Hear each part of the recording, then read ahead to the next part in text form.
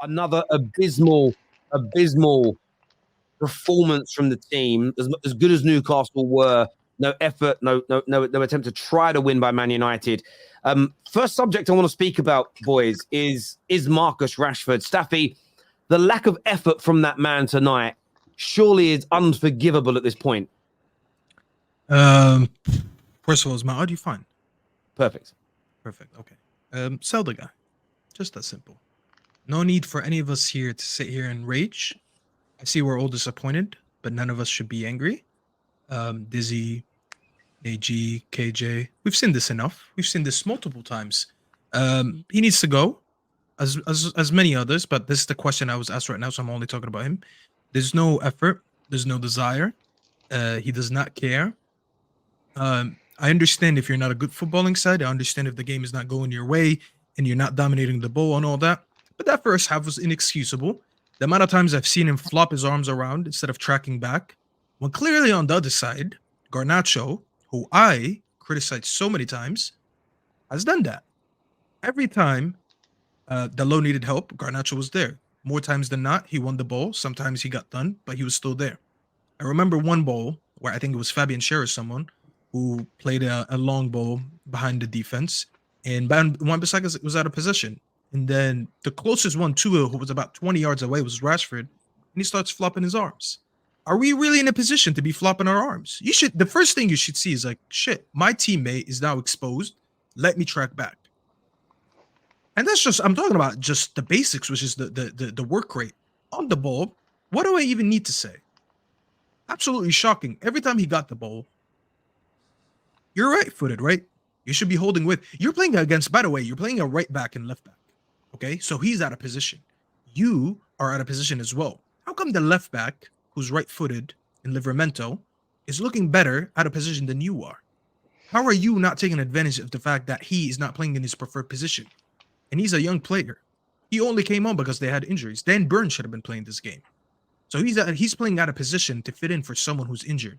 And he looked miles better than you. He had acres to run into.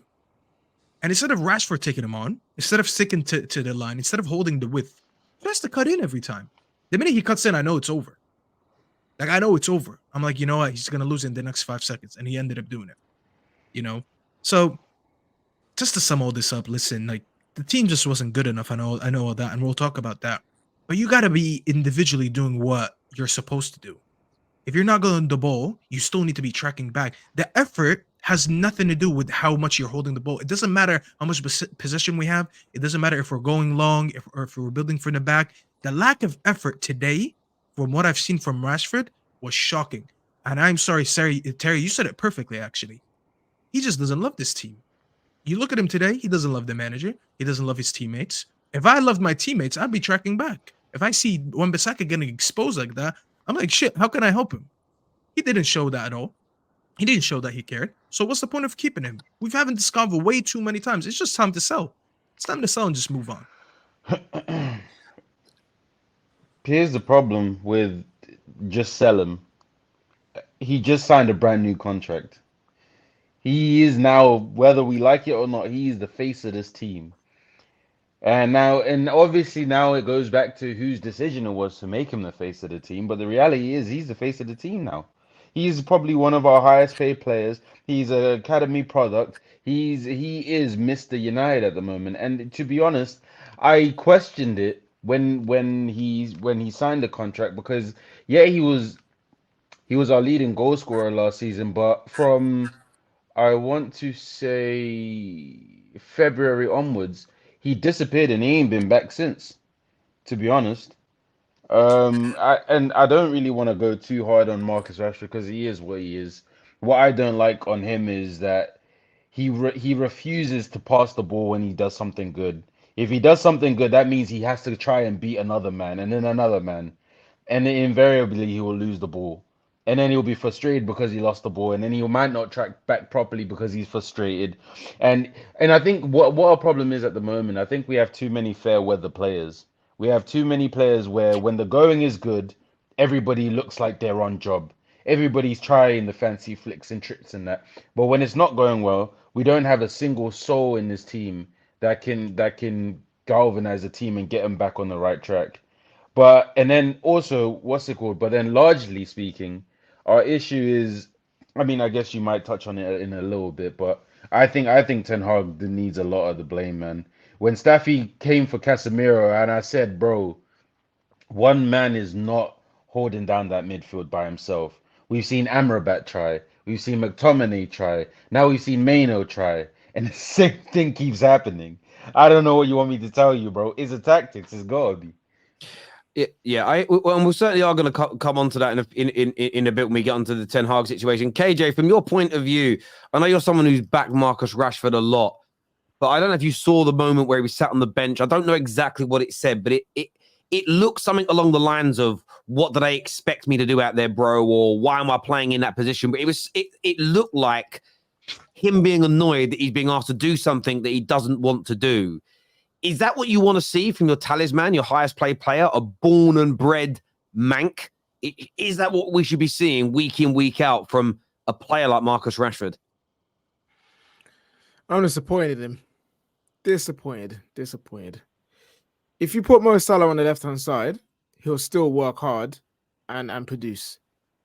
You put anyone into the opposite, any world-class player, put them on the opposite side, even if they like it or not, they're producing for their team and they're working hard.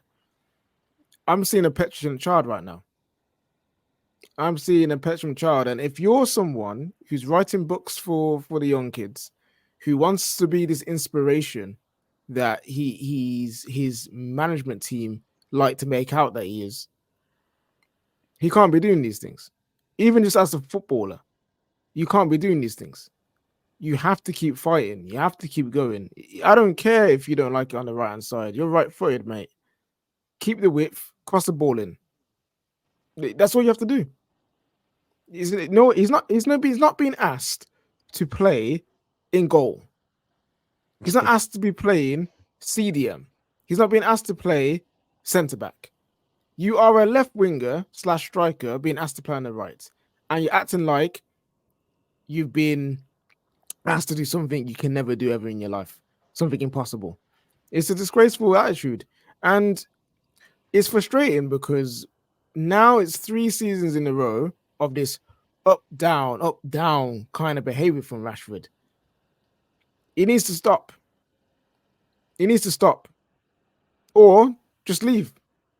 Because you can do that somewhere else. You can do that somewhere where that's okay. Go to Crystal Palace. Zaha been doing that, and he had a great career at Crystal Palace. If you want to be up and down, go Palace. No disrespect to Palace fans, but go Palace. Go to another team where being up and down is acceptable. It is what it is. He should be better than this. He should be. And you're one of the highest paid players in the club, and you have to be the example. You have to be the example, and he's not being that. So, yeah, anyone that wants to give Rashford smoke at the moment, I ain't defending it. And you guys know I normally defend Rashford. He deserves all the criticism he can get, and he needs a whole bench. Play Palestri, play Anthony, play Garnacho on the right. I don't care. You know what? Bring back Sancho and play him. I don't flipping care how you do it. He needs the whole bench in it. He just needs the whole bench until he can get his mind right, or we sell him. He has the whole bench because it's not good enough. I hear you on that. Sunshine, how about yourself? I mean, we know that rivals are going to come for Rashford because of who and what he is and what he's done. But can you defend him? Is there a way of defending him? Is this a case of let him play through this or find form? Because we're nearly halfway through the season. No, you can't let him play. You can't let him play through it. It's just he's acting like a complete wallad, straight idiot, man. There's no reason to down tools, man. I said about 2 seasons ago, I think under Ollie, I said, you know what, with these players, if you can't play for the manager, cool. If you can't play for the fans, cool. If you can't play for your own family, cool. Play for your fucking self.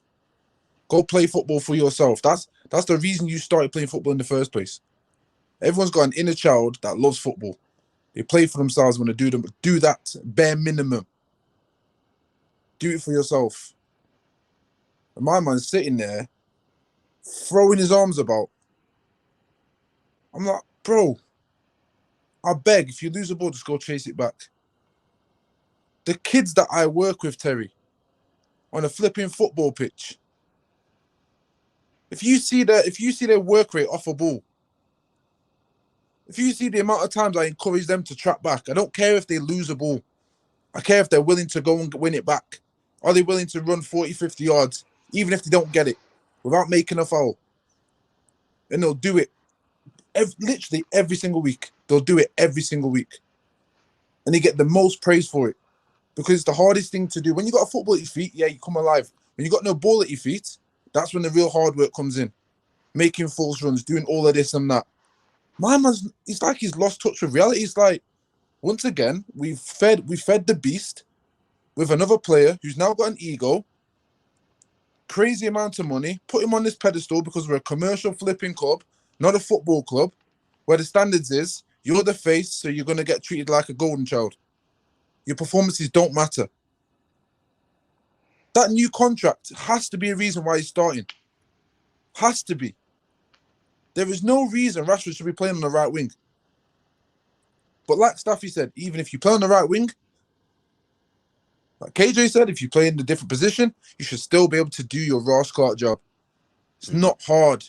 And the way my man's moving at the moment, yeah, with the great... Listen, I defended him, well, part of his behaviours in the sense of what he was doing on the pitch. I highlighted the simple fact that the inconsistencies in development at his youth age has stunted his growth for developing certain parts of his game. But no level of development can change a mentality. I'm sorry, it can't. You're going to be committed or you're not. And he's not committed. I completely agree. And this super chat here says, I'm really not here to twist a knife, but for years I've been saying Rashford isn't that world-class guy because he's inconsistent. United fans always called it BS. DJ, I get where you're coming from. My view is this. I do think he has the ability to deliver. Listen, technically on the ball, he's not going to ever be Messi or Neymar. No one's ever believed that. This guy, when he's in the right frame of mind, has the ability to be devastating in front of goal and score lots of goals and impact games and win you points. The problem he has, it's his head, not his technical ability. And for years, I've spoken about this at Man United. We, more so than our tactics, more so than anything else, our work rate, our discipline, staying in shape is about discipline. Tracking back is about discipline and mindset and work rate. It's about sacrifice. These things are all mental attributes. And for me, when Rashford had that terrible year, I looked at the whole situation, his injuries, Ten Hag, Ragnick, and I'm feeling like I was very wrong to turn around and go, it's an anomaly. Because now when he's unhappy again, we're seeing him do what we've seen lots of players do in the last decade, down tools and say, well, I'm not getting what I want, so I'm not gonna give my all. And there was that moment in the game where I think it was second half, Livramento got past him easy, and he just stopped running. Like he was like my 3-year-old boy does that. And for me, that there is unforgivable. It's like Onana's mistake the other night. I find it unforgivable. I look at it and think to myself, I don't know if I can ever fully trust you again. If you score a winner against Chelsea, I'd celebrate the win. I want my team. I want the manager out. I'll still celebrate a win. But am I actually ever going to trust Marcus Rashford again? His ability I'm fine with. It's what's going on between his ears. And I'm not defending him when I say this. This club is so toxic. I'm not surprised he's like it. But we have to eradicate this from Manchester United. It has to go. One thing we haven't done, unless they do something. You know what's funny? When the manager came in, everybody was like, there needs to be a sacrificial lamb. A lot of people said it should have been Rashford. Maybe it should have been. Maybe it should have been almost you can't misbehave at this football club. You can't down tools. You can't do this. But look, the manager, it's gone wrong. I mean, there's big reports coming out that there was a fracas after the game between Martial and the manager. They obviously had a clash during the game on the pitch as well. Things are falling apart at Man United again rapidly. And